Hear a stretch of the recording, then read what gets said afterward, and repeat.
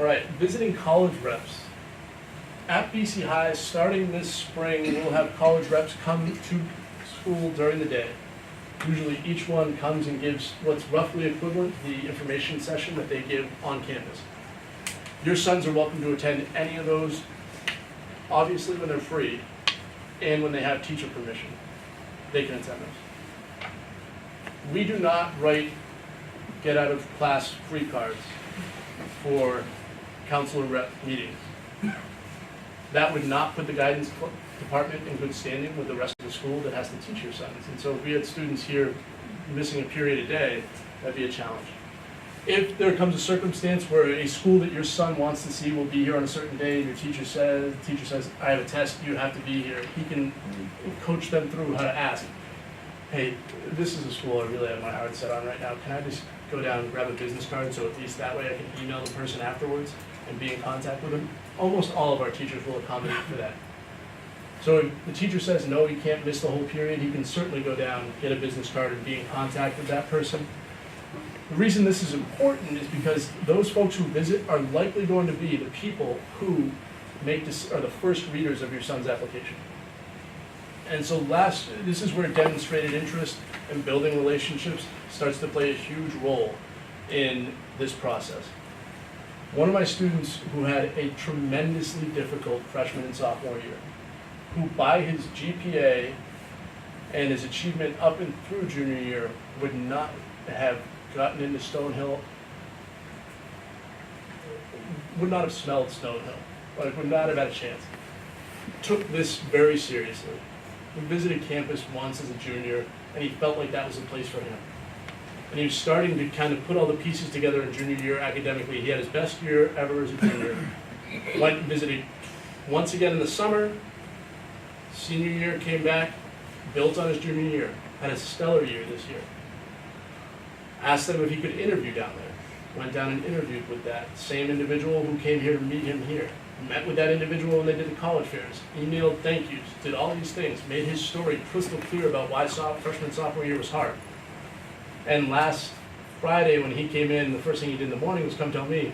I could see it in his eyes before he walked in. And I saw him and I was like, all right, I know Stonehill came out. I heard from other kids, and I could see it in his face. He was beaming.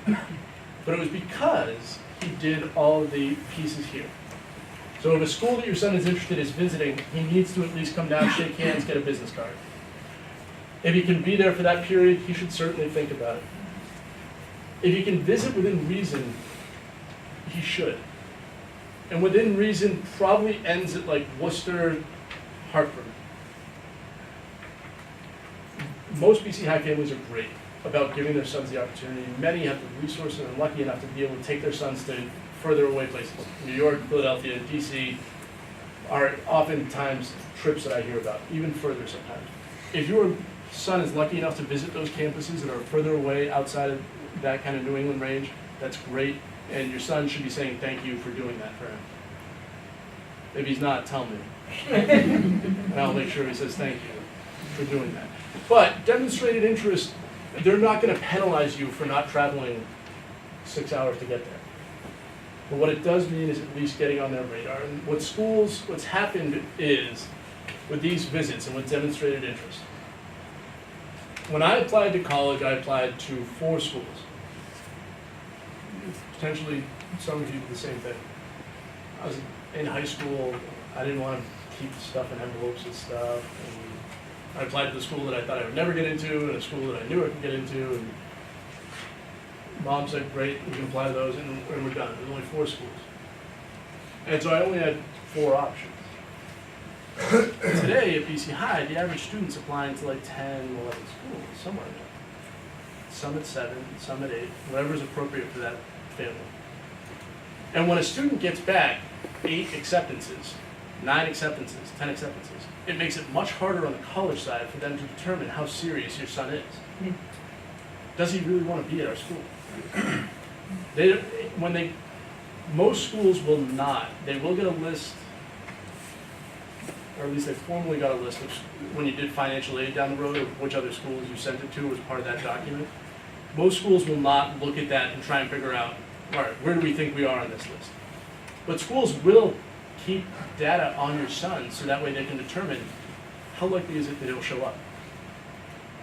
And if there's a school that's within this, you can get to it on the train and you don't go visit, they'll know that when they read your application. And so if it's in the city of Boston, if it's in, it's UNH, if it's somewhere like that, you can get to it, your son could potentially drive to it with a buddy on a Saturday, he should be getting himself to that campus because that data is going to be part of his application when he's evaluated at some schools. Senior year visits will go into overload. We just have a few this fall. Senior year will go into overload. And again, we just talked about that piece on building relationships. Counselor meeting we're starting to have with your sons, hope to be done shortly after April vacation. One-on-one meeting with each of your sons for about 20 minutes to a half an hour. We had them complete a document called Junior College Conversation. That's essentially a series of questions that helps me start to understand what they think are their must-haves for their next 4 years. We take that document, read through it, prep a conversation with them, and then what will happen after that is I'll send home a document to you that has what I understand to be the teachers he would consider for recommendations, the testing dates, the schools he's visited, where he's thinking he's going to visit, and then of the schools he's identified, how I think they would break down potentially in terms of likelihood, whether they're a reach, a target, or a safety, and then I'll add 15 to 20 more schools. And so this college meeting, sounds like it's usually a series of meetings as we go through this process of building a list together. So he'll go into the summer with what may be a list of 25, 30 schools that are on Naviance that he's considering and researching, maybe visiting. But by the time he comes back next fall, the job over the summer is to research the schools, get to know them a little better, and boil that down to that 7 to 10 that's balanced, so that way we have that list set up. We've talked a little bit about visiting campuses and why that's important.